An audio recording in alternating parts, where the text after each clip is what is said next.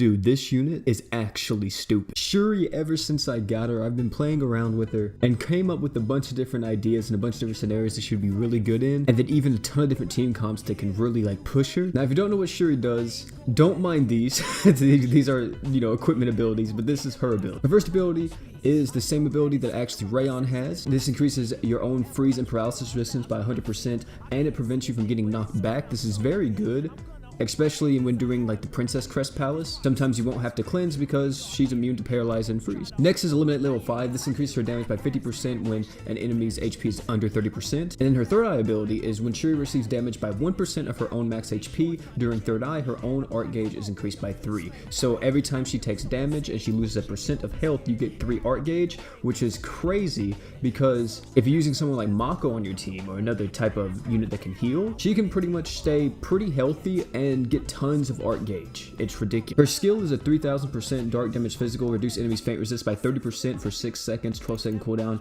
1k break. Her normal art is 18,000% dark damage physical, high chance of fainting enemy, and increases damage by 25% for 10 seconds, and then if enemy faints within this art, you increase your damage to the enemy by an extra 25%. Now, there is something really weird about this debuff, let me say, is that this debuff actually, it applies 2 separate increased damage debuffs. Because I got very confused the first time I saw that. I thought it was stacking with Darkfin's true weapon, but it wasn't. So if you see that, that's what that is. It's her applying another debuff. It doesn't combine and just, you know, it's just one strong 50%.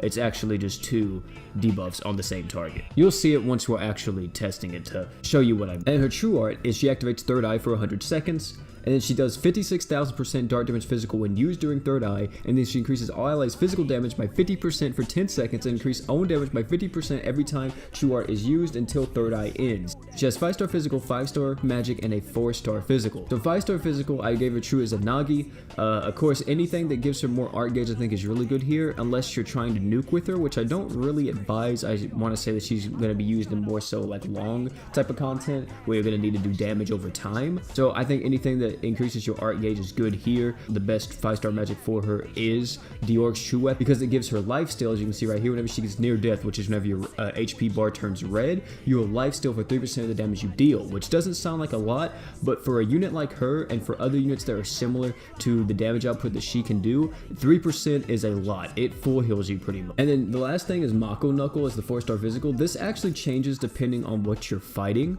If you are using B3 Claw, you can use it on Shuri. I just don't think it's the best because it doesn't work with her passive. B3 Claw I don't think is the best play for her because it's going to lower her health a little bit too much and you may not be able to keep up with it. Next thing is too is that if you're fighting a boss that can be fainted, I think you use Mako Knuckle because it reduces your skill CT by 15%. So you're able to get your skill off more and you're able to get your normal art off more so you can stack the damage. If you're fighting someone that can't be fainted, like for example a raid boss, then the next best thing would actually be this equip, which most of you may not have this.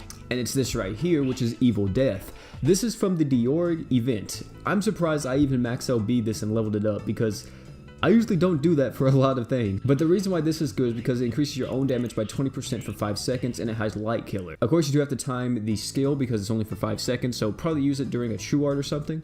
Or normal art, but I think that's probably the other best thing for her. If not, you can keep Mako Knuckle on her if you have it. Mako Knuckle is from the Kill la Kill event, so maybe a lot of you guys don't have it. And then, you know, last but not least, then I guess either B3 Claw or the biggest brain play that I think you could make, because I think it would work. You could use Vulcans. This is huge. This is big brain. I'm talking about Galaxy Brain right here. You could use Relic Vulcans and burn yourself, and technically that's dealing damage to yourself, so it should work with Shuri's passive, and this would give you actually art gauge over time. Of course the CT is kind of long. Technically that should work. I'll have to test it out, or if you guys have tested it in the comment section, please let me know. But I think that's a big brain play. I didn't even think about that till now. And this is the team. This is a raid team comp, but I wanted to use it because it actually works against the Crest Palace, and it's nasty. Now you may look at this and be like, OP, what is this team? So Shuri's here for just the pure damage, right? Darkfin is the best dark supporter in the entire game, and one of the best art generators in the entire game. Darkfin works so well with Shuri, and he works so well with D-Cilia.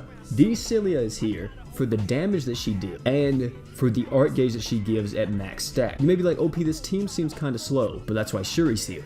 Whenever you activate Shuri's third eye. You no longer are slow. This gives time for Decelia to stack up her stacks so she can get maxed out, and you're not really losing out on any damage because of the sheer amount of damage that Shuri can deal. And then Mako is here as a healer, and of course as an art generator and as a buffer. Whenever you see this fight, I'm not gonna lie to you, it's gonna be kind of fucking stupid. Now, we don't have Decelia's true art, but as you can see, we're max stacks on pretty much everything. I'm not gonna lie to you guys, this is gonna be dumb, okay?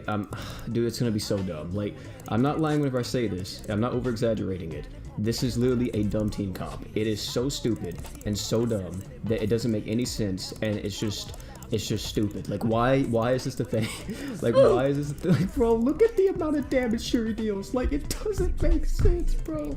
Like, oh my god. Do you see the amount of look at the damage, bro. Like, look at the chunk of HP she just takes from this girl, bro. Oh my god, dude. Like, it's so dumb. It's such a dumb team comp. Like, look at this, bro. Like, what am I seeing right now? Like, oh my god, dude. Oh my days, bro. It's just, oh, it's so dumb. It's so dumb. It's just, it shouldn't exist. It really shouldn't. And unfortunately, this pretty much happens like 9 times out of 10 if you don't get Shuri's normal art again. But let me see. Actually, this should crit. Or not crit, but faint. Yeah, okay, nice. We should actually kill him maybe if I get this off again. But, like, it's so, oh my god, it's so dumb. It is so stupid. It's so dumb. It's so like, granted, you know, that was in that fight, and you know, Darkfin died, but that's fine. Like, it doesn't matter. It just doesn't matter. Granted, Shuri doesn't even have a good crest on her. Imagine she had attack up on that, and we had like over 5k attack. We would have 2 units on our team with over 5,000 attack if she had a level 3 if she had a level 3 crest or a level 4 crest. She would have over 5,000 attack. We have 2 units on the team with 5,000 attack. Technically close to 3 because of Darkfin too. You know, he's at almost 4k, a little bit over 4k. Also, another thing is too I want to say is that Darkfin wouldn't have died there if I was using something like this right here. If I was using Demonic Wicked Globe in that situation instead of Keratos, the only reason why I was using Keratos to deal with the stats effects in the beginning, Darkfin wouldn't have died. Now, the bad part is about this team, right? You look at these units, you're like, holy shit, OP. All of these units are exclusive as fuck. Darkfin, Decelia, Shuri, Mako. Mako's a crossover unit. Decelia's tied to, I think, the Raid banner, maybe, or something else. Defin, you know, is tied to pretty much any banner that has dark units on it. I don't think he'll really be on any other banner apart from that. And then Shuri's tied to the Shinobi Hero Festival. Shuri's a monster. Especially if you have team comps that make her work, she works well. But that is Shuri. She's a ton of fun, an amazing unit, but you need a ton of other units to make her work. What you saw in this video is only able to happen if you have these units all working in conjunction with each other. The reason why she can get her true art and her normal art so efficiently is because of Darkfin and Mako, and also Decelia. We have tons of art gen on this team. It is disgusting. If someone wants to do the math and tell me the exact number of art gen that I'm getting per second when Decelia is at max stacks, including Mako and Darkfin's true arts, go on ahead because it's going to be disgusting. But that was Shuri in all of her glory. This is going to be my raid team for the next raid that comes out. But guys, thank you all for coming out. It's been your boy OP. Don't forget to like, comment, subscribe for more. I expect some more videos on Shuri because I'm not done using this unit. Gonna be it, guys, for the video though. Thank you all for coming out. And last but not least, man, you guys already know. Don't forget to drink water.